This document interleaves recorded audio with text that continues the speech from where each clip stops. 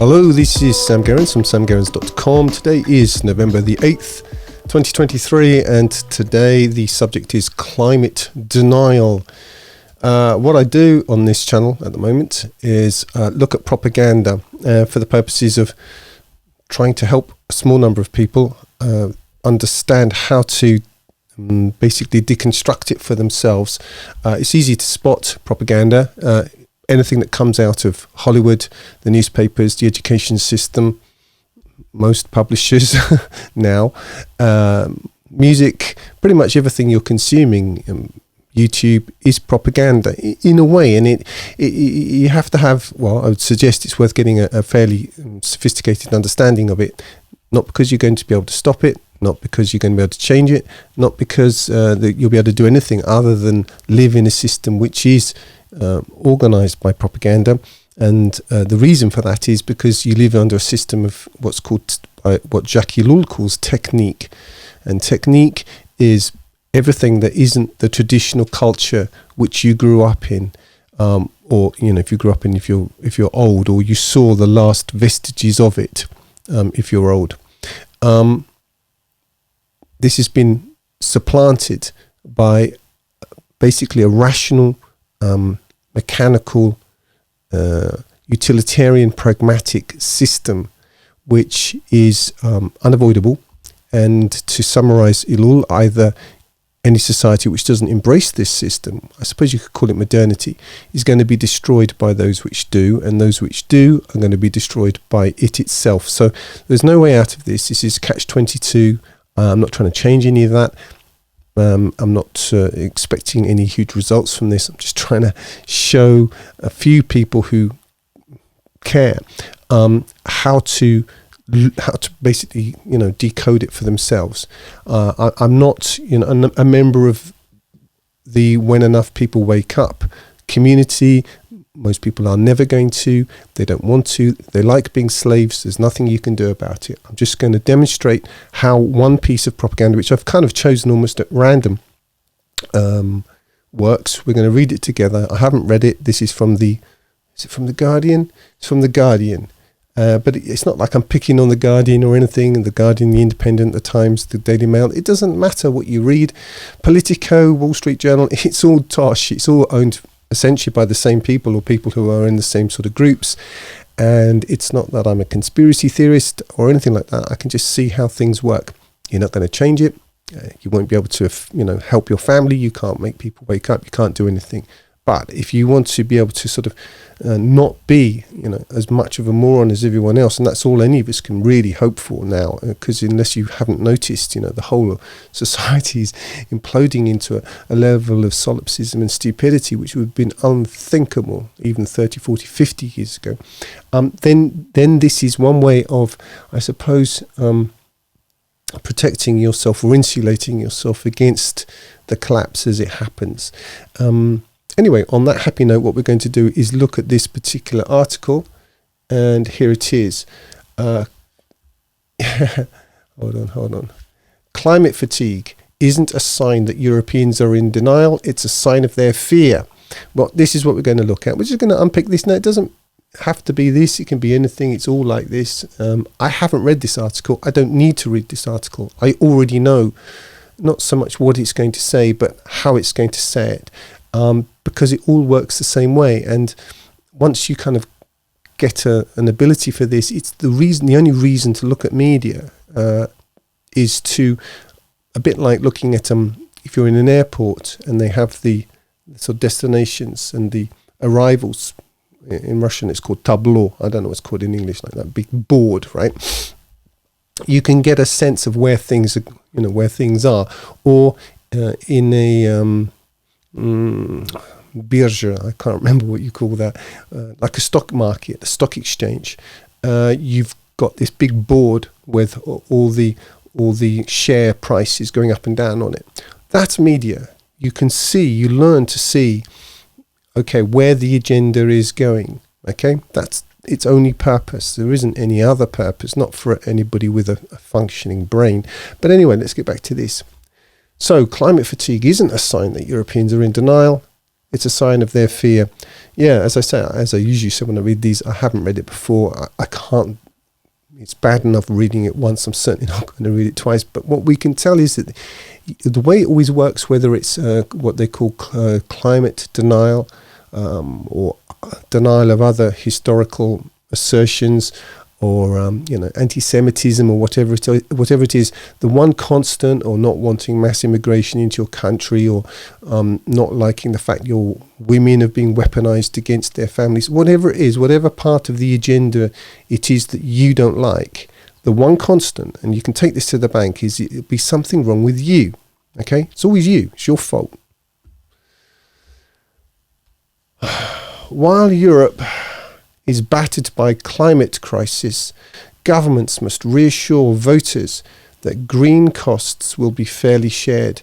Okay, so this is the problem, the ostensible problem. It's not the actual problem. It's not the problem that you care about, but it will be a contrived problem which frames the problem they want to get into what you think of as your mind in a way which assumes the conclusions which they already want. This is it. This is the way it works. It's how propaganda works. It's if it's well written. Let's see how this is.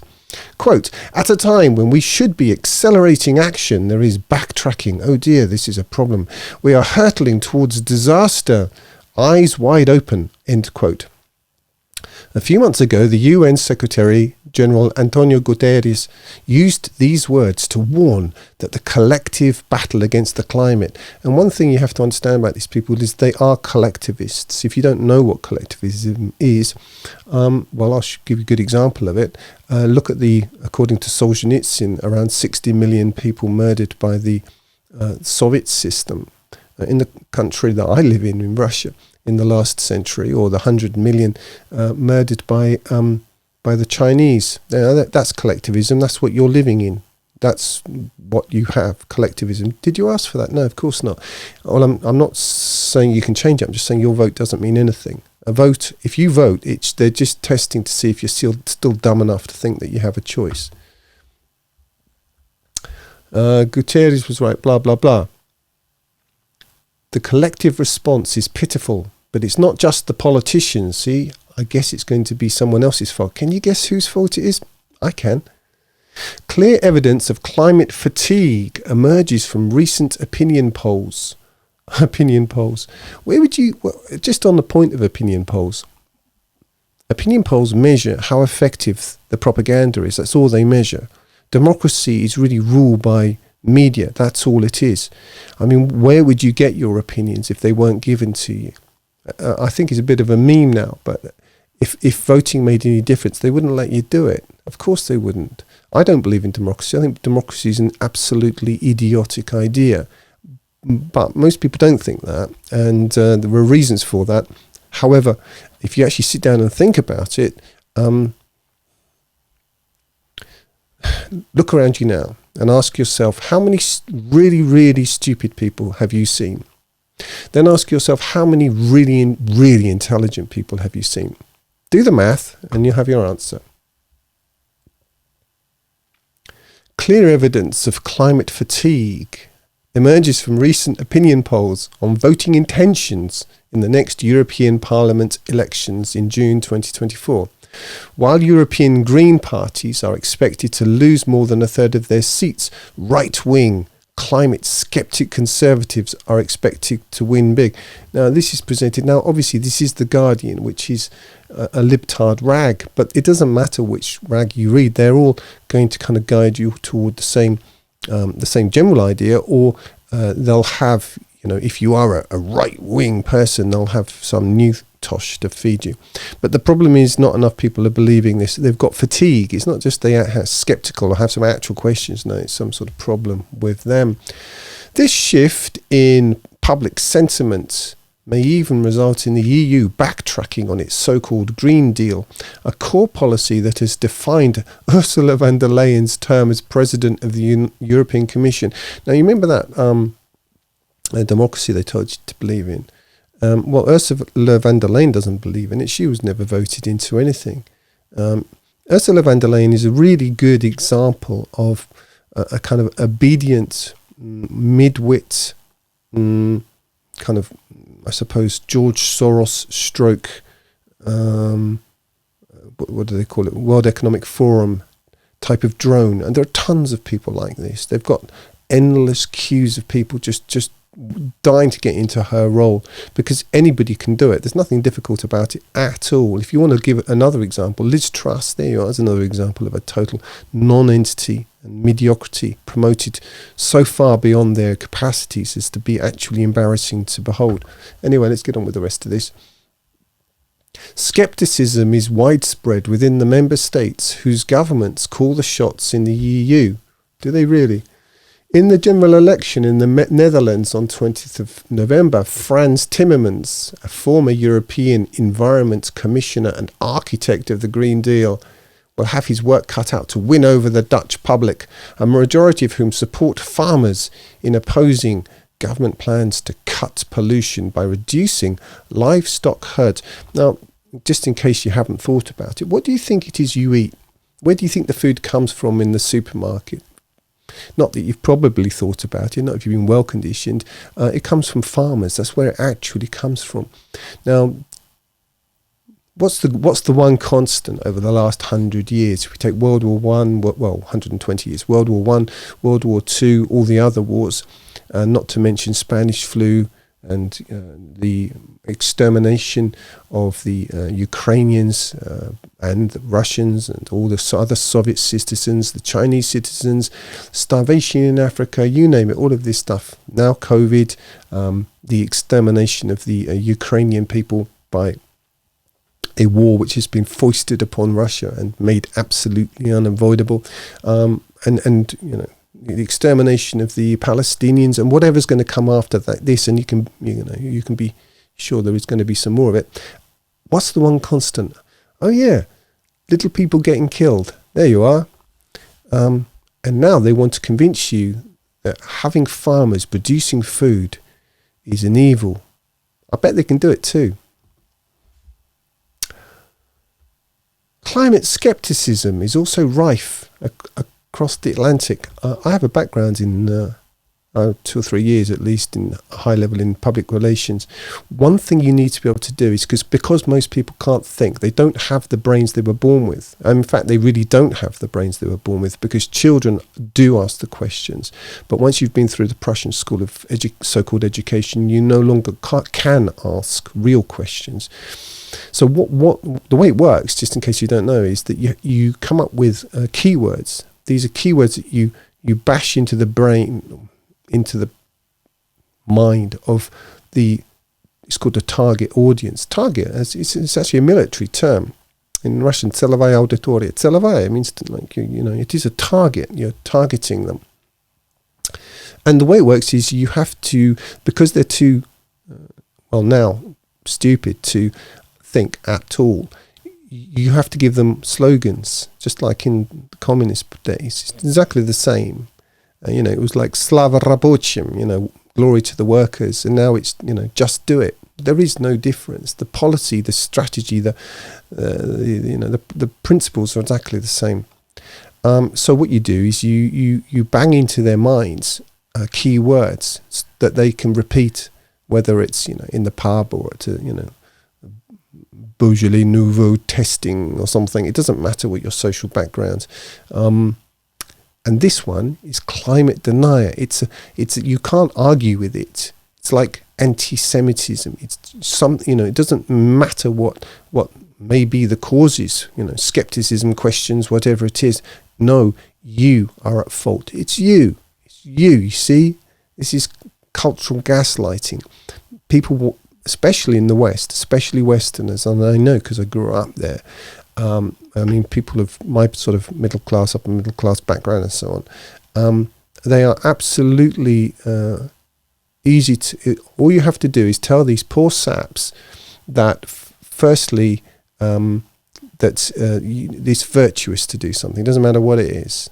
If they think, if you can be told that it's virtuous, they'll do it. And secondly, give them some sort of terminology that they can use so they can seem or usually feel to be righteous, and that other people agree with them. And at the same time, this is a particularly pernicious trick. Let them think that they're doing something radical and amazing, while actually what they're doing is parroting the orthodoxy. And the only sort of area of competition is who can do it most loudly. That's it. Anyway, let's carry on with this, as much of it as we can stand, at least. Climate skepticism is also rife across the Atlantic. Rife, there's an interesting word. I mean, if I can do nothing else, I just want you to notice words. Climate skepticism. There you are. That's a sort of, it's almost like a diagnosis. Is rife. If something is rife, it means, it has a particular aspect to it, this word. Just watch the words, because the journalists, there are no journalists left. They don't exist.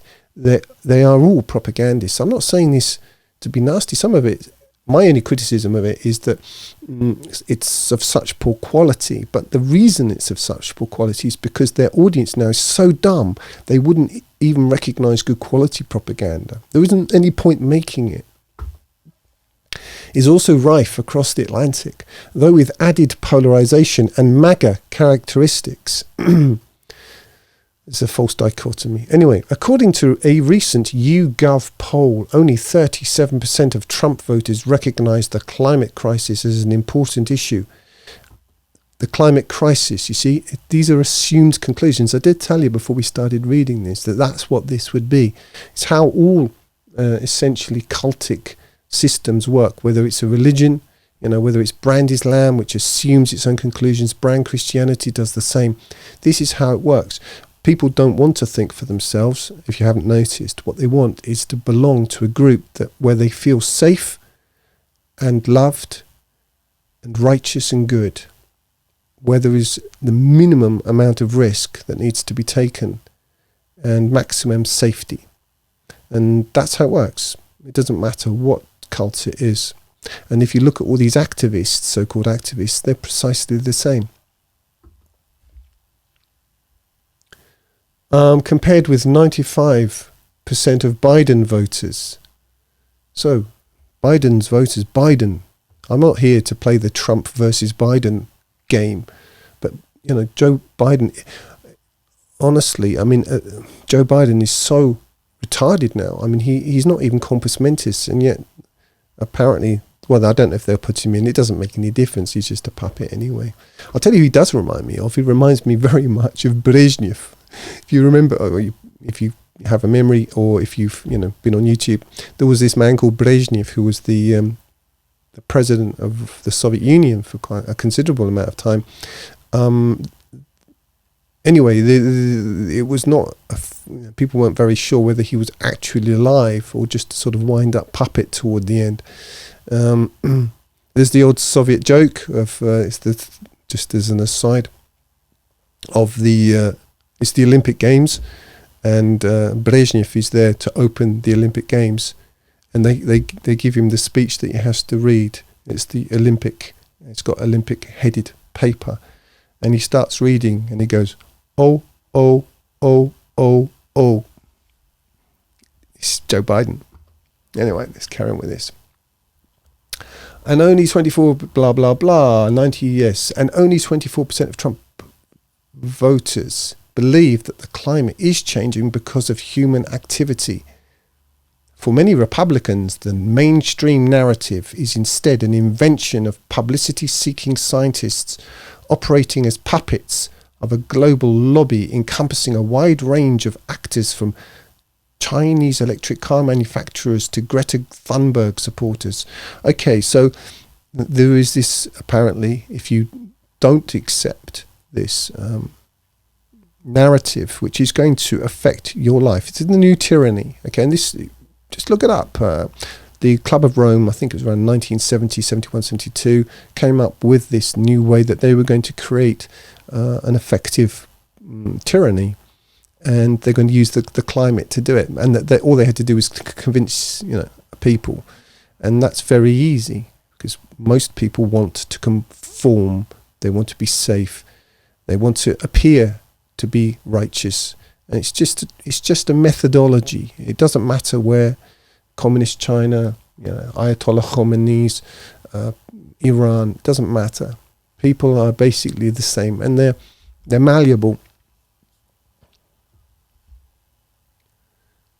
Okay, so where were we? Blah, blah, blah. Greta Thunberg.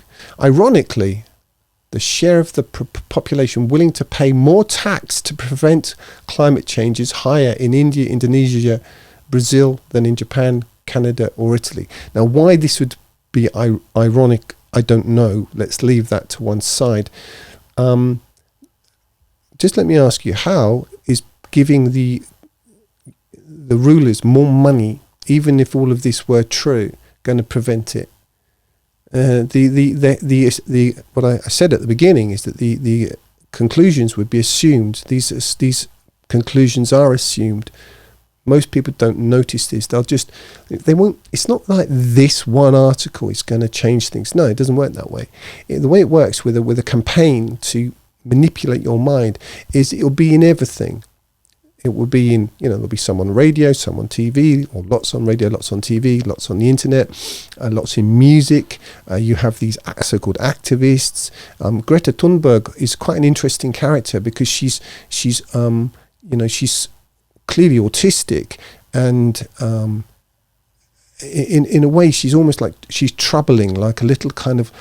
I know. She reminds me of the Gollum in. The Lord of the Rings, something of that about her, which means that she sort of keys into some sort of archetype. And you have these archetypes all over the place. There was the other chap, Stephen Hawkins, was a sort of similar kind of creation. Anyway, who cares about any of that? Let's get on with the rest of it. The urgent question now is, how can we put the climate crisis back at the top of the agenda for politicians and public alike? Is that an urgent question for you? Probably not. I'm guessing, I could be wrong, but I'm guessing that a more urgent question for you is, how do you stay alive? How do you eat? But that's not going to be important, you see. The enemy are the farmers. They're the enemy. The people who insist on making food and delivering it to the supermarket. I've said this for a long time. In the war against the West primarily, but against everybody ultimately, the Westerners now, and I'm not trying to change this. There's no way you can. It's too late. They're so delusional that they won't really understand anything until they are cold and hungry. That's it. I've tried to explain this to Russians. I see them kind of at some point in the conversation glaze over because they think that my description of the West is an exaggeration. The only Russians who don't think that are Russians who've lived there, not been there on holiday, but actually lived there. But it's true. Cold and hungry, that's it. That's the only way you'll get it. Before that, you just think that you can download an app and make it all work, but it won't. They want to kill you. In fact, they have been killing you in large numbers. And, I suppose their greatest ally is your incredulity. Okay, blah, blah, blah, blah, blah. The first step is to recognize that climate fatigue in Europe has little to do with Europeans being less concerned with the impact of volatile climate systems. Is that right? That's the first thing you have to do. Indeed, people feel the effects directly and terrifyingly as the continent is increasingly battered by heat waves, wildfires, storms and floods. It's continuously battered by the things that it's always had. But people are also terrified of what they believe will be the cost to the individuals of the required energy transition. This is their job. This is the propagandist's only job. Is to move you, the herd, from the prison you were in previously to a new prison. But they don't need as many of you because the jobs have been done now. You're not necessary. You're surplus to requirements. And you don't believe that. You don't believe it because in your life you see, your little highs and little lows as being significant. You're made that way. It's natural. But to your managers and owners, you're not significant. You think that, your holiday or your Joe Caster's Gymkhana next week or something is really important, but they don't see you that way. According to the consulting firm McKinsey, the global transition to net zero. Do you understand what net zero means? Probably not.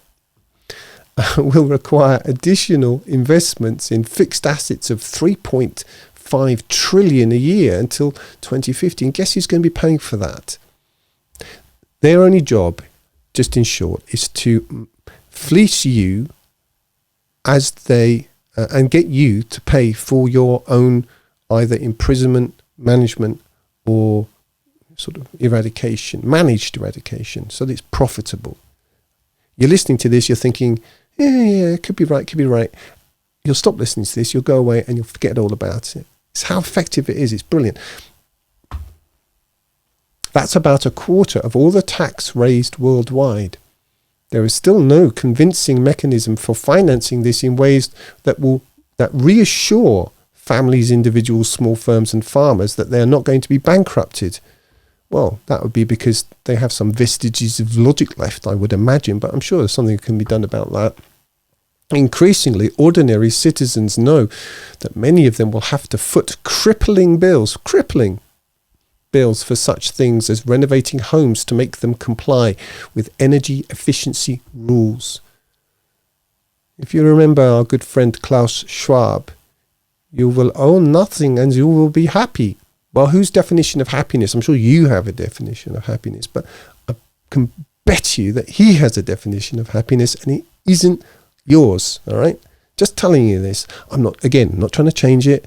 I'm not trying to fight against it. You can't. This tyranny is unstoppable for many reasons, and if it feels like I'm being depressing, then I would, if you want to get some sort of a bigger understanding of this, I recommend reading, for example, Jacques Ellul. He's got 2 books. One is The Technological Society. I'd read that first. And then I would definitely read Propaganda, The Formation of Men's Attitudes. If you've still got some patience and time left, I would read René Guénon, Sign of the Times, and The Reign of Quantity and Sign of the Times, and The Crisis of the Modern World. And then, if you're still there, I would recommend reading my book, The God Protocol, which you can download for free from samgerrans.com, or you can get to it from there. I'm not trying to sell it to you, don't care about any of that, but it's worth reading. I mean, you can buy a hard copy if you want, but you don't have to, doesn't matter.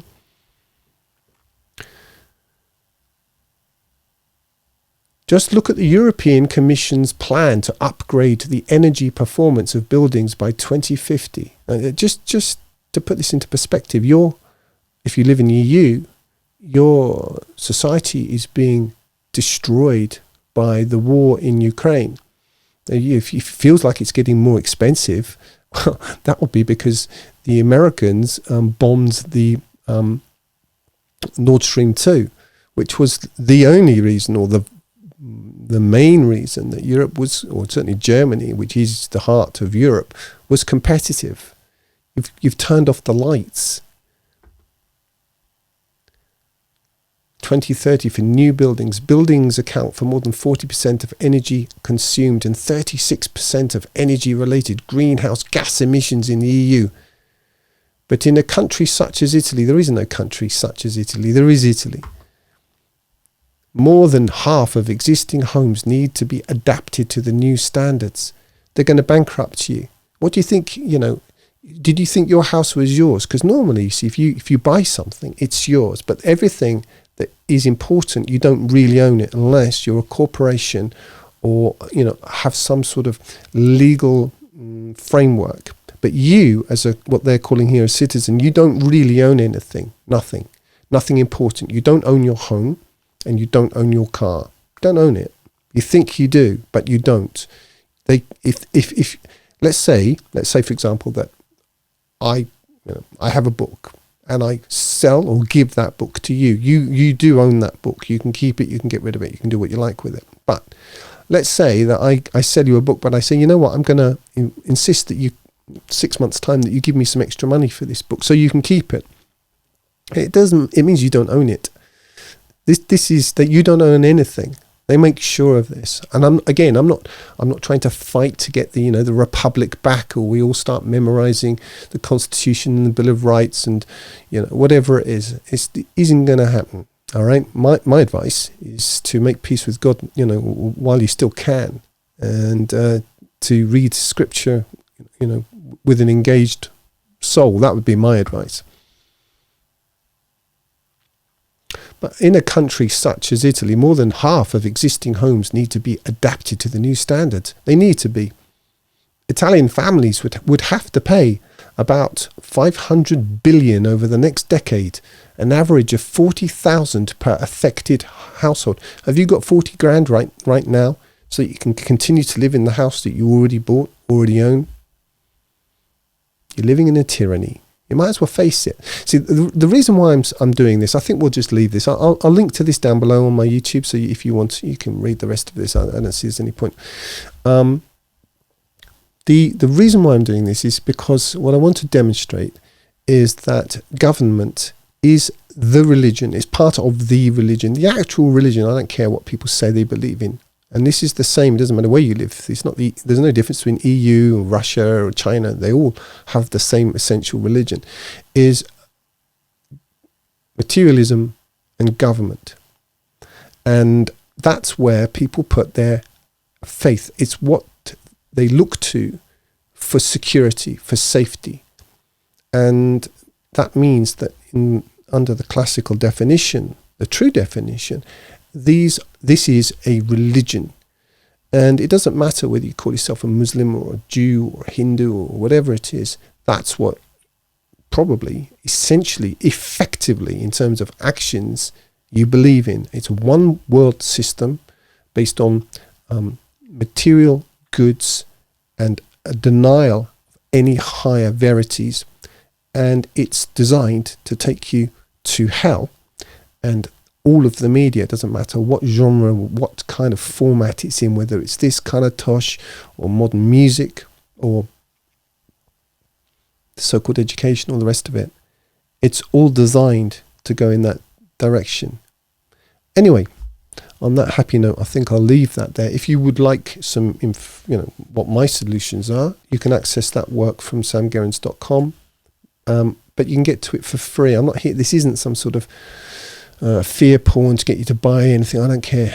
And I absolutely understand, and have understood for years, that most people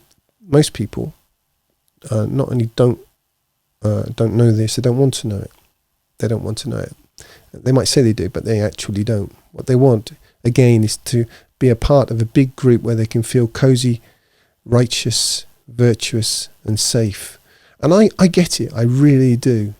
But unfortunately, this is the discipline. Anyway, I'll leave it there. Details of where I upload to, how you can join my Substack and Telegram channel, support my work and download my books free, are in the description. Thanks for listening, and bye for now.